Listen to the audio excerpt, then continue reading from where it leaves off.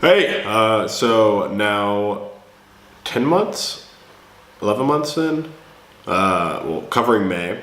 So May was really cool. Got to in the first week or two relax, and then my two friends from Texas came into town, and we went to Amsterdam, and that was my first time ever going to Amsterdam. We went to Keukenhof, which is like the largest garden in Europe, and that was amazingly just beautiful, seeing all the flowers there. Walked around, went to the different museums, or we tried to because they're closed. We went, but it was really cool. Is that Ajax, the Amsterdam football team, won their league while we were there. So like there was a ton of hype around that. But we missed the like parade by like 2 hours because of our train ride back home.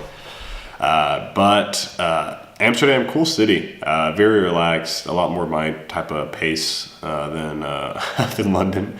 But so we went there. It was great seeing my friends because I haven't seen anyone from back home really, except for one other guy for like a year. So it was nice to kind of catch up with people.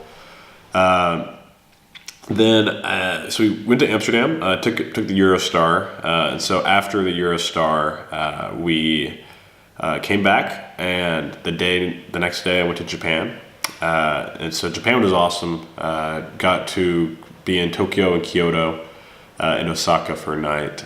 Tokyo, I saw my host family, so I haven't seen them in 7 years, so I got to see kind of everyone grown up. It was weird because me and my brother, I was 16, he was 14, and now I'm 23 and he's 21. Really weird. But we had a good time all together. It was a little like emotional saying hi and saying goodbye. But it was really good to kind of see everyone again.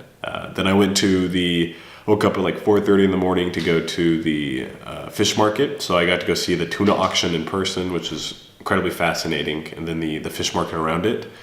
And so with that, I was able to try a bunch of different fish. Tried uni, which is like the sea urchin, and I really like it now, so I'm glad I tried it.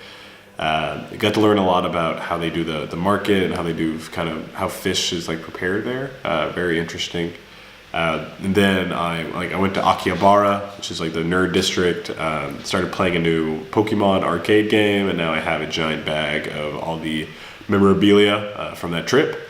So a ton of Pokemon arcade pucks now. And in addition, I went to, I think, 4 different Pokemon centers. 3 in Tokyo and then 1 in Kyoto.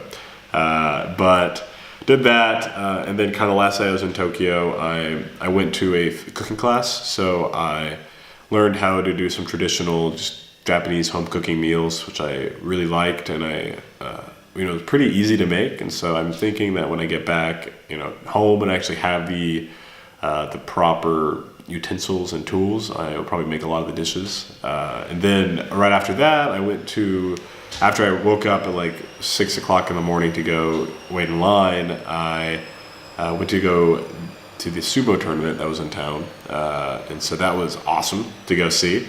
I've never been to a sumo tournament, but it was super cool, like how they, like every single match had like a 4 and 5 minute kind of lead up for like a 15-second bout. So I got to see some really famous sumo wrestlers, since this is like one of the really big ones. And super interesting. I don't know if I would do it again, but I'm glad I did it.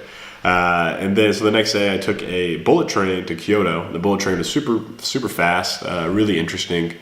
So I got to Kyoto. I really liked Kyoto.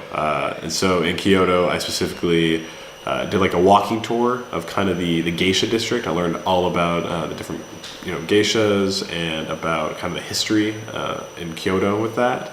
It was super interesting and fascinating, kind of learning all about that.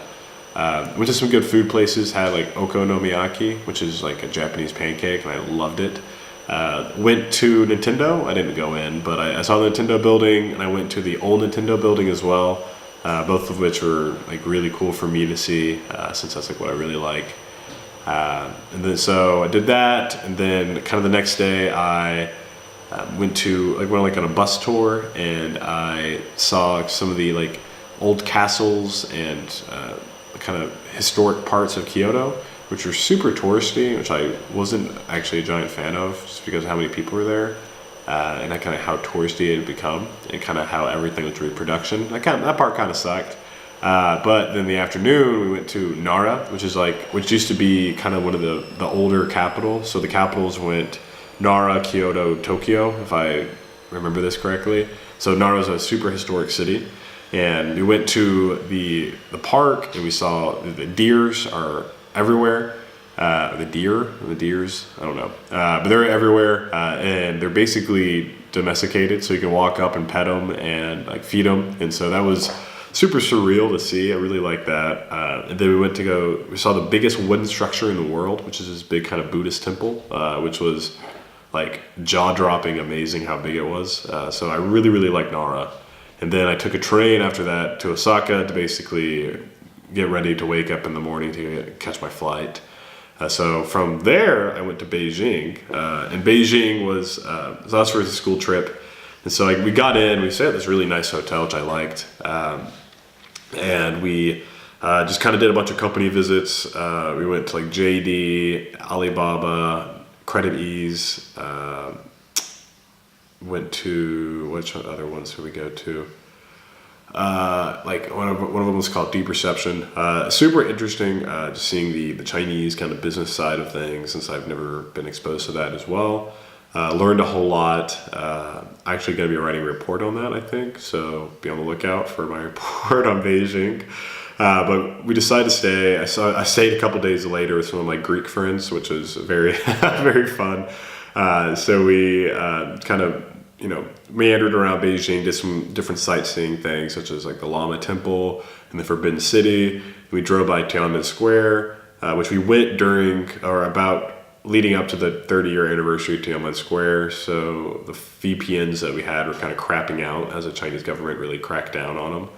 But Beijing was, it was a very interesting city, to say the least. The food was very, I don't know how to describe it best, kind of scary, because there's basically no food safety in Beijing. So we would walk in, see a kitchen, and then walk out because of how disgusting it looked. And I had no idea what type of quality of food I was putting in my body.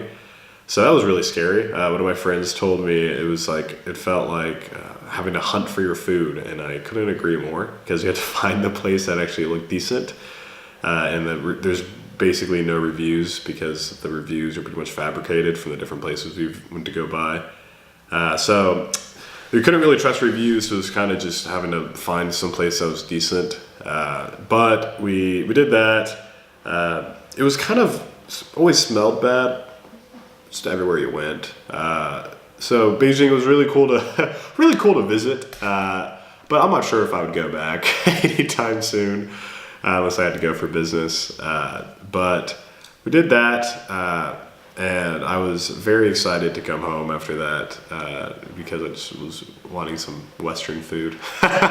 So after kind of 3 weeks of traveling, I came back and started my class, which was good. It seems interesting. I'm not really sure how to feel about it, but whatever. So kind of the trips that I've been on so far. They're all good. I mean, Japan is still like my favorite place to go to in the world. I really can't wait till I go back again. I would love to, I don't know, find a job or something that could have me go over there a lot more. But if I sound weird, it's because I've been recovering from being sick. I got sick on Friday. I went into work and my nose started to run, and I was like, oh no. Then yesterday I felt like death. And then today I feel a million times better, but I still kind of a little bit clogged up. So yeah. And then what's next is the month of June is basically just going to be me doing my class, me working, and then me doing some like the social British stuff. I think that's coming up with some like my English friend and some other people. I don't really know. I think this month is kind of just me enjoying London before I leave, I do more traveling again in July, which will mean Switzerland, Paris, trying to think what else, maybe Italy if I can convince my friend to let me come to her place. Not just a friend, nothing more, but choose a place in like it's a really cool place in Italy, and I'd really love to go. And then, yeah, then I basically go back home after that. Then I also go to Spain, like Mallorca. But yeah, that's kind of it. I don't really have a ton more to update on. Just kind of been traveling and stuff. But yeah, looking forward to go back home for sure. Just to see food and, well, not just food, but also my friends and my family.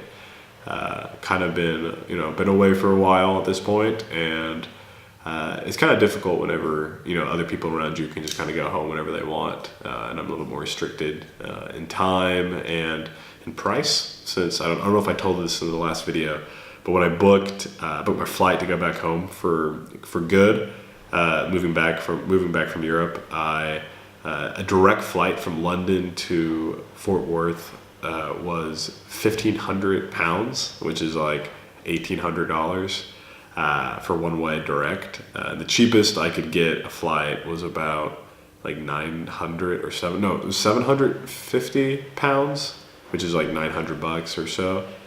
So that was one stop in Atlanta. So it's a little restrictive to go back home. So I'm very much so looking forward to go back home. But yeah, that's kind of it. Just been enjoying my time in Europe and kind of taking it all in. All right, bye.